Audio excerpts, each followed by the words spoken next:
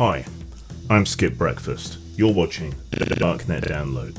Remember when Lincolnshire was a thing? Of course you don't, but the European panzer gangs and wet nomads do, and they're smuggling in Scout Segatari brain station 5s through the eastern swamps. British Combined Forces PLC and Merc groups are being employed, based from a customs and excise camp on Ely Island, to try and intercept the shipments. But the pay is low, given the risk and the huge area that needs to be combed. The remnants of Ruinstorm Jason are battering the west coast, so if you can, remain indoors and thank your lucky stars that we always get these things after everyone else.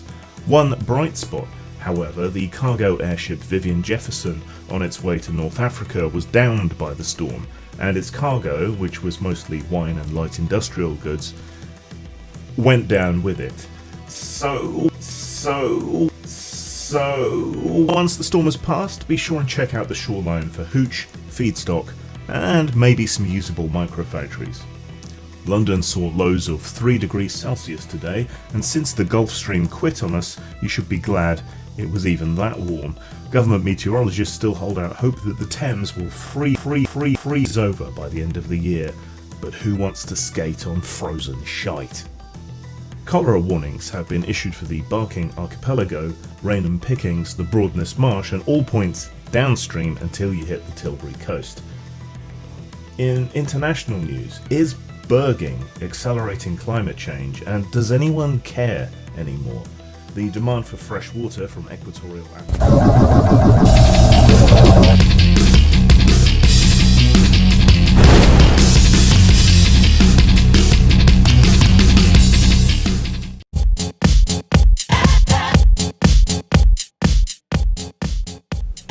I have a fairly mellow Discord if you want to join us there for a bit of conversation and debate. We have people from all over, really, and for the most part it's fairly good-natured and peaceful. As long as you come in that kind of spirit, you'll be fine. Hey chooms. So I want to talk about Cyberpunk 2077.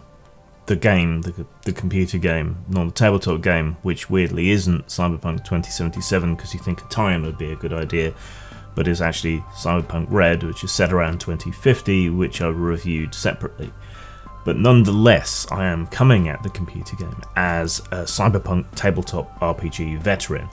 I bought Cyberpunk 2013 in 1989 from Games Workshop, back when they still sold role-playing games, and we played a lot of Cyberpunk. It was almost our exclusive game up until Vampire the Masquerade and so on came out, and then it was a bit more mixed, but we played a lot of Cyberpunk. 2013, 2020, not Cyberpunk 3rd edition, we don't talk about Cyberpunk 3rd edition, and now hopefully Cyberpunk Red, because I'm pretty much committed to running a campaign online somewhere at this point. But the point is, I lived and breathed Cyberpunk for many of my role-playing formative years. I and my role-playing group, my extended role-playing group, inhabited Night City. And that is the perspective by which I am coming at the computer game, which seems to be different to a lot of other people who seem to think that it was a board game, not a role-playing game, something that does my fucking nut. That all said then, what do we have here? We have a somewhat buggy release, which was originally slated for the last generation of consoles, but which runs better on the next generation of consoles, which are being scalped. And can we just take a moment here to say fuck you to scalpers who are sitting on a lot of stock of PlayStation 5s and not letting them out. I didn't pre-order because I wasn't that fussed, but now wanting to play Cyberpunk at something closer to its full capability, and my desktop rig not really being up to it, a PS5 would have been the way to go, and I've been saving my pennies for a long time, and I can't get one. So, just to reiterate, fuck scalpers. Is it buggy, though? Is it really that buggy? Maybe our expectations have been lowered. Part of the reason I wanted to get it on console was that I figured that consoles have universal hardware, So it should be easier to develop for a console, knowing that everybody's going to be playing on the same kind of rig as opposed to PC. That doesn't seem to be the case, and most of it seems to be down to how much grunt your desktop machine or your next generation console has. That really makes a difference. That said, however, while I've had a few crashes, they haven't been game breaking. While I've had issues with one quest, it hasn't been that game breaking. Mostly things have been amusing, in the same way that the bugs at the release of The Witcher 3 were quite amusing, with Roach appearing on a roof. I've had similar problems with motorcycles stopping in midair, randomly getting thrown off my motorcycle, not at speed, but just you get onto it, you start to drive, you automatically get off again. A weapon that I had been using, a really nice charged sniper rifle, suddenly wouldn't charge anymore. Sometimes you can't pick up objects, but if you save, quit out and reload, they sort of re-drop. Though that seems to cause some issues. I ran into a biker gang and who were mugging someone. I got off my bike to stop them, and abruptly everything sort of reloaded and all the gang's motorcycles flew into the air and exploded. But these have been pretty rare, and I've been playing it pretty solidly. There's nothing, like I said, game breaking, just annoying, and the occasional random crash on PS4 isn't too bad, because the updates, the auto saves as you go along are fairly regularly spaced, so you don't lose too much by that happening. So I don't think the bugs are a problem. I also don't think it looks that bad on PlayStation 4, and if you want to up the graphics performance a bit, turn off some of the things like film grain and lens flare and all of that, and it does seem to run a bit smoother.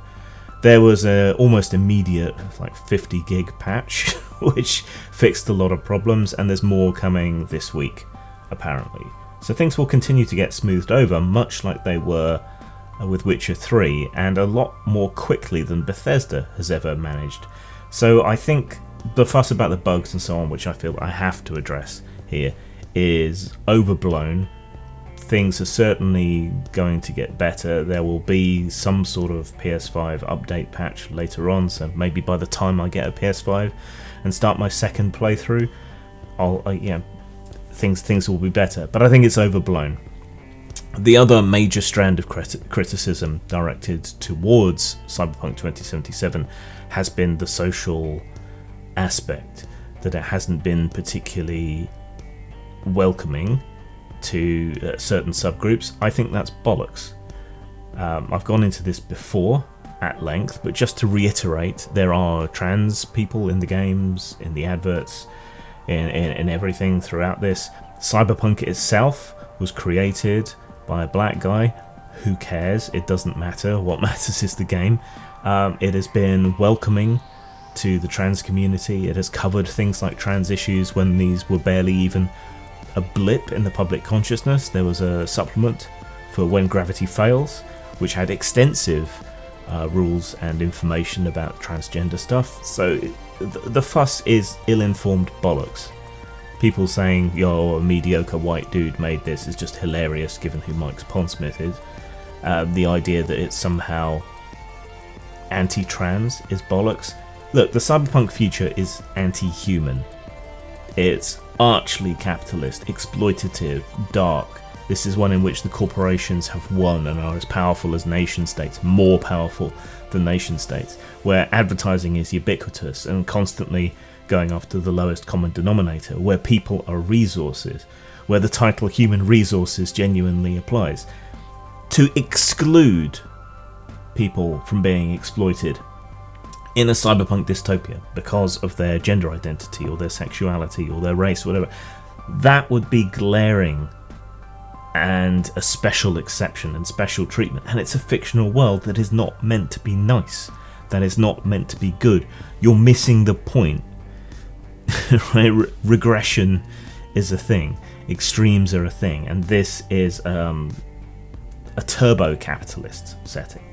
So why wouldn't trans people be exploited for their sexuality, their body, their whatever else? the criticism just rings hollow. In a lot of ways, Cyberpunk 2077 is America dialed up to 11, in the same way that GTA is as a series, and the comparisons are obvious, open world, blah blah blah, though the default is third person for GTA and first person for this, which does engage you more with inhabiting the character, I think, than third person does. Third person's better for storytelling, where you're controlling a character. First person does, while a controversial choice, does seem to work for when you inhabit the character and directly roleplay as the character. In GTA, the last one, for example, you're playing through these men's stories, observing them, taking control in a limited degree to get them to the next part of their story. Whereas as V, you're something of a blank slate, and I'm certainly finding it easier to make role-playing oriented decisions as V than I would be as any of the characters within GTA. Where the comparison falls down a lot is that the driving is ass. So I guess we'll talk about some of the systems and things here. Inventory management is a clusterfuck. It's extremely slow to operate, at least on PS4. There's no really sort of quick way to gather together a bunch of equipment and to junk it, which is useful for material resources or for selling. So that's extremely clunky and not very good. There are some graphical glitches. I know we talked about bugs before, but if you're going to give you the option to customize your character and put them in all kinds of outfits and so on, you want it to work. And when you put on a hat, in the mirror you're bald, which isn't particularly helpful, and it can take some time for head textures to load in, particularly for your character. If you're on a motorbike or something, you'll be driving along bald for some distance before your hair and then your hat loads in. It's not particularly great. One thing I've found particularly aggravating is the control scheme. So the default control scheme isn't like you would have on pretty much any other game. There's a lot more use of the square button than the X button, for example, to select and do things. And if you're moving from one game to another, it can take you a little bit to get used to the different layout again. But these are all really niggles. So what I'm finding is that this is the game I want to play at the moment. This is the only game I want to play at the moment. And all my plans for my free time during December have gone out the window because all I want to do is play Cyberpunk. That's the measure, isn't it, for what makes a good game? You know, for me, what sells it is the storytelling, which CDP are good at, or brilliant at in The Witcher. The maturity of the themes, the fact that it takes itself pretty seriously while still including all manner of Cyberpunk Easter eggs throughout the game, and lots of Keanu Reeves Easter eggs. For example, the hotel room that you go to is basically the one from Johnny Mnemonic. You even go into the bathroom for a quick break to sort of look in the mirror and sort of center yourself. The only thing missing there is letting you do Tai Chi in order to calm yourself down. You have red pills and blue pills to take to control your issues, and there are all manner of other subtle and not so subtle Easter eggs throughout the game. But it doesn't get in the way. It's not an Easter egg for the sake of being an Easter egg. It's just if you're steeped in Cyberpunk lore of the genre as a whole, and particularly of Cyberpunk the tabletop game, you're going to find a lot there. It feels like a city. I enjoy just walking from one place to another, picking out landmarks and places that I recognise from my time in the tabletop game. They have changed the layout of the city.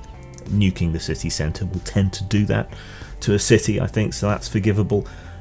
And of course it's 50 years on from Cyberpunk 2020, so things have naturally changed. Though it's nice to see the old character, the old place, the expansions that they've done on places like Japantown, moving them out of the city centre and making them much bigger. It's nice to inhabit the city, and it takes itself seriously, and it all hangs together. And the drawbacks that some people have mentioned, like the NPCs not being particularly reactive or clever or having much personality, and I don't mean the main NPCs, I just mean the crowds, it doesn't really matter. It feels like an inhabited city. It feels like Night City, and it makes me want to play Cyberpunk tabletop again. So, how do we summarise all that? It's difficult. I normally only give points for style and substance. The style is undeniably there for the game. The substance is undeniably there for the game. There's a hell of a lot of stuff to do. Random encounters, side gigs, main storyline, just getting cars and clothes, refining your gear. There's tons to do. The substance is huge. Style is huge. The things that drag the game down aren't things that I would normally mark a game on. Of course, I normally rate tabletop games. The bugs seem to be being fixed, and if we look to their past and we look to The Witcher 3, if we look to the way in which they're apologising and addressing the issues and trying to tackle them, regular patching, all the rest, and if we look at how much smoother it already is running just after one patch, I think we can be confident that fairly rapidly it will become a much more playable game. But I would wait for the next gen console or a high power PC before you play it, honestly, just to get the best out of it. I'm stuck with a PS4 because, like an idiot, I didn't pre-order because I didn't have the money. I'll make do. I guess the play elements that are annoying and niggly, the things that aren't down to bugs, can bring the style down. I love this game. I would give it 5 out of 5 on both scores. But as it happens, I think I have to bring the style down for the current buggy issues and the control issues. So even with all that, and confident that things will get better in the immediate future, I'm going to give it 4 out of 5 for style and 5 out of 5 for substance. If you're a tabletop Cyberpunk veteran, get this, and just for walking around the city. It's a fully realised, amazing Night City, and some of the environs beyond it. That's worth the price of admission alone, I think, for the nostalgia, and finally being able to genuinely walk the streets of Night City. So 4 out of 5 for style, 5 out of 5 for substance. That's 9 out of 10, or 4.5 out of 5. Heartily recommended, but with the caveat that you should probably wait for next gen hardware. Zang. Do you like t-shirts? Yeah, boy! Do you like games? Certainly. Are you perhaps a little bit kinky? Yes, quite. Then buy one of our B&D t-shirts at Teespring. Teespring.com/stores/postmortem-studios. You want to be cool, don't you? Does the word duh mean anything to you?